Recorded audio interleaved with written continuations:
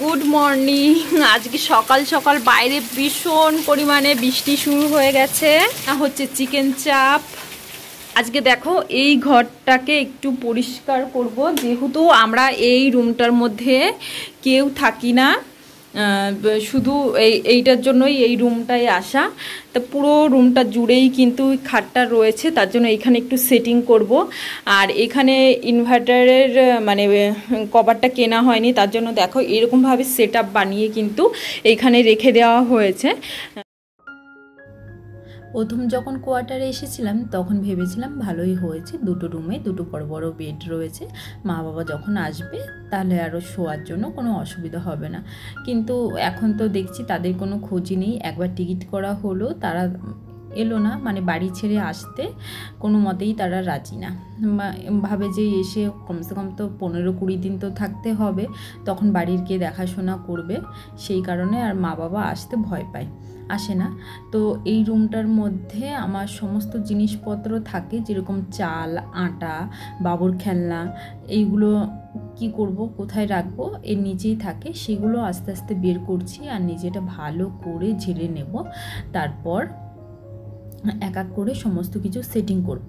দেখো আমরা যেহেতু পার্মানেন্টলি এই ঘরটায় থাকবো না, সেই কারণে কিন্তু কোনো কিছুই আমরা ফেলি না।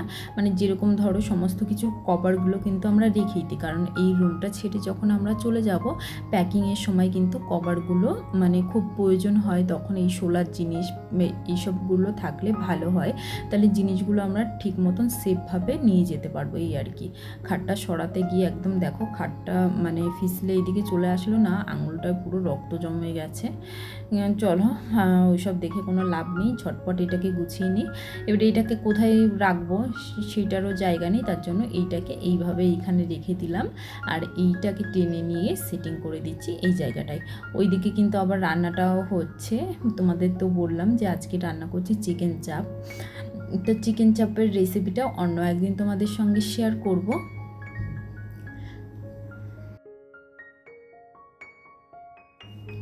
কালকের যে ভিডিওটা আমি পোস্ট করেছিলাম সেখানে বৈশাখী মিত্রা বলে একজন আমাকে কমেন্ট করেছে যে ভিডিওটা ভালো হয়েছে কিন্তু সাউন্ডটা শোনা যাচ্ছে না। কিন্তু জানো তো দিদিভাই, আমি যখন ভিডিওটা এডিট করে আমি তো আবার বারবার শুনে নিই নিজেও, তখন তো ঠিকই ছিল, জানি না কি প্রবলেম হয়েছে। সুস্মেস সুইটনেস বলে একটা দিদিভাই আমার প্রতিটা ভিডিওতে কমেন্ট করে। দিদিভাই তোমাকে অসংখ্য ধন্যবাদ আমার প্রতিটা ভিডিও দেখার জন্য আর আমার ভিডিওতে কমেন্ট করার জন্য। এইখানে এখন এত কাজ করতে পারছি এই কারণে, কারণ আমার ছেলেটা এখন ঘুমাচ্ছে। আজকে অনেকটা সকালেই উঠে গেছিলো, সেই কারণে ওই 9:30 নাগাদ ঘুমিয়ে গেছে। আজকে জানো তো সকালবেলা স্নান পুজো কোনোটাই হয়নি, জানি যে নোংরার কাজটা করব, সেই কারণে স্নান পুজো কিছুই করিনি। ওইদিকে রান্নাটা শুধু একটু চাপিয়ে দিয়েছি, কারণ এই সমস্ত কিছু করতে করতে আবার দেরি হয়ে যাবে, তারপর আবার বাবুকে খাওয়াতে হবে ও ঘুম থেকে উঠে গেলে, সেই কারণেই রান্নাটা বসিয়ে দিয়েছি। দেখো সকালবেলায় তো দেখলে কি পরিমাণে বৃষ্টি হচ্ছে, আর এখন দেখো ঝলঝরিয়ে আস্তে আস্তে রোদ উঠছে, কিন্তু আমার জামা কাপড় এখনও কিছুই ধোয়া হয়নি। মানে মেঘ হচ্ছিল, বৃষ্টি ছিল, সেই কারণেই ভাবলাম যে জামা কাপড় আজকে আর ধোবো না। আসলে এই রুমটাকে এইভাবে যে সেটিং করব সেটা আগে কখনোই ভাবিনি। কি হয়েছে, মেন কি কারণে এখানে আমি সেটিং করছি তোমাদের আগে বলি। আমাদের ঘরে যে রুমটায় আমরা শুই সেখানে তো এরকম গদ্দা আমাদের প্রথমে ছিল না, পরে তোমাদের দাদাভাই কিনে নিয়ে এসছে। আর এটা যে গদ্দাটা দেখছো এটা আমার পাশের রুমে দিদিভাইয়ের ছিল, ওই দিদিভাইরা চলে গেছে রুম পুরো খালি করে, এবার এই গদ্দাটা রেখে গেছে। এবার সবার ঘরে তো কম বেশি রয়েছেই, তো তো আমাকে উপরে দিদিভাইটা বলছিল ওনাদের গদ্দাটা আমাদের ঘরে রয়েছে, তোমার যদি লাগে তাহলে তুমি নিয়ে নিও। তখনও আমি সত্যি কথা বলতে জানতাম না যে সিঙ্গেল একটাই গদ্দা আছে। তো কালকে আমি বিকালে গদ্দাটা যখন আনতে গেছি তখন দেখি সিঙ্গেল একটাই গদ্দা। তা আমি বললাম যে এবার আমি ওনাকে বলে ফেলেছি যে আমি নেব। এবার আমি বললাম যে এখন সিঙ্গেল গদ্দা নিয়ে আমি কি করব, আমার তো ওই রুমে মানে বেড পুরো বিছানো রয়েছে, একটা আমি এখন ঘর জোড়া করে কোথায় রাখবো।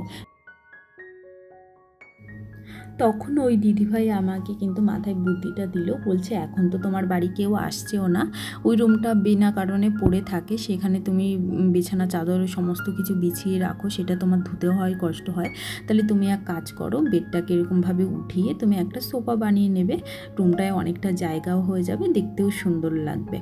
তা যেমন ভাবা তেমন কাজ, ঝটপট আজকে এই কাজটাই করে ফেললাম। ভাবছিলাম যে করব কি করব না, কারণ বাইরে প্রচণ্ড বৃষ্টি হচ্ছিল আর মানে ঘর তো পুরো অন্ধকারই হয়েছিল, তাই ভাবলাম যে করব কি করব না, ভিডিওতে ভালো দেখা যাবে কি যাবে না। তা ভাবলাম না, যত ভাববো তাহলে আর কোনো কাজই করা হবে না, তার জন্য কিন্তু ছটপট করে কাজটা করে ফেলেছি। আর কেমন হলো অবশ্যই তোমরা কমেন্ট করে জানাবে। আমার কিন্তু কাজটা করে খুবই ভালো লেগেছে। তারপর সমস্ত ঘরগুলো মুছে আমি স্নান করে নিয়েছি, এখন চলে যাচ্ছি জামা কাপড়গুলো মেলতে, তারপর পুজো দিয়ে সোনাইকে কিন্তু খাইয়ে দেবো। আর আজকের ভিডিওটা এই পর্যন্তই রাখছি, কেমন লাগলো